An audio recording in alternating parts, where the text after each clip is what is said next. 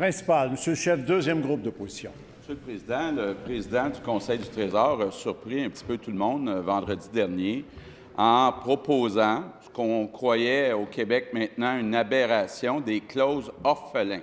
Donc, il a offert aux infirmières une baisse de salaire pour les 6 premiers échelons. Donc, au moment où ils commencent leur carrière, c'est un coup direct aux jeunes.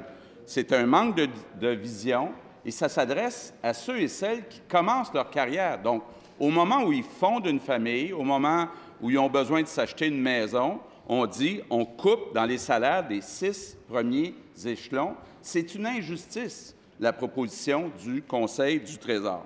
Monsieur le Président, encore une fois, le gouvernement libéral propose de faire payer son manque de vision par les jeunes, propose encore de transférer la facture aux jeunes, propose donc aux jeunes à qui on va demander dans une société vieillissante de payer pour nos programmes sociaux, bien, il leur dit clairement, vous allez gagner moins, mais vous allez payer plus. Donc, est-ce que le premier ministre, qui est aussi responsable de la jeunesse, est d'accord avec son président du Conseil du Trésor pour réduire le salaire des nouvelles infirmières?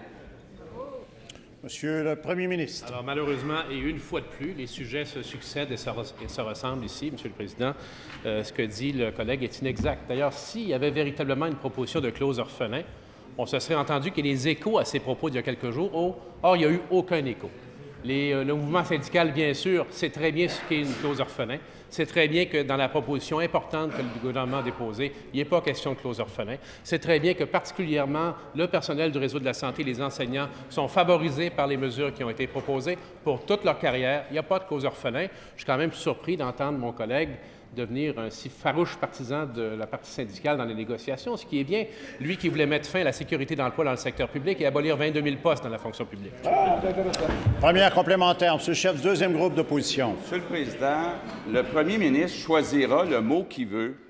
La réalité, c'est que dans les nouvelles propositions, le gouvernement propose pour les 6 premiers échelons des infirmières de réduire le salaire. Il ne veut peut-être pas appeler ça des clauses orphelins. Moi, j'appelle ça une injustice. Est-ce que le premier ministre, clairement, peut nous dire s'il est d'accord, oui ou non, qu'on réduise le salaire des jeunes infirmières? Monsieur le premier ministre. Monsieur le Président, clairement, ce genre d'argumentaire ne fonctionne pas. Je pense qu'après la journée d'hier, il devrait commencer à se poser des questions. Monsieur le Président, je répète encore une fois que le mouvement syndical voit bien le sérieux des propositions qui sont devant nous, puisqu'on offre aux jeunes infirmières et aux jeunes enseignants et enseignantes un plan de carrière beaucoup plus intéressant, y compris la retraite, où un jour ils parviendront ou elles parviendront, beaucoup plus intéressant que ce qui est sur la table. Ça signifie, Monsieur le Président, l'ajout de 1,7 milliard de dollars de fonds publics. C'est très considérable. J'entends avec plaisir le président de la CSN indiquer son désir de négocier, de regarder avec nous les modalités d'application. J'ai bon espoir, Monsieur le Président, et je souhaite qu'on arrive à une entente négociée. Deuxième complémentaire, Monsieur le chef, deuxième groupe d'opposition. Le président du Conseil du Trésor, en entrevue, a expliqué que les 6 premiers échelons pour les jeunes infirmières, le salaire va être réduit, mais il a dit c'est pas grave. Rendu au 13e échelon, ça va augmenter. Ce n'est pas important le salaire d'entrée. Monsieur le Président, les jeunes qui choisissent une carrière là, tiennent compte des premières années. Là, on achète une maison. Est-ce que le premier ministre est d'accord, oui ou non, pour faire mal aux jeunes? Monsieur le premier ministre. Monsieur le Président, autant le ton que la substance des propos de notre collègue ne fonctionnent pas. Je pense qu'il devrait se poser des questions, encore une fois, sur cet aspect de l'action politique qu'il mène.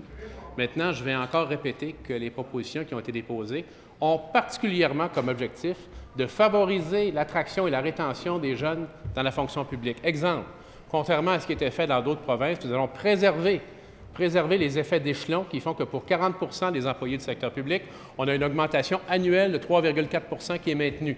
Et ça s'appelle penser aux jeunes d'aujourd'hui et de demain dans notre fonction publique, Monsieur le Président. Principal.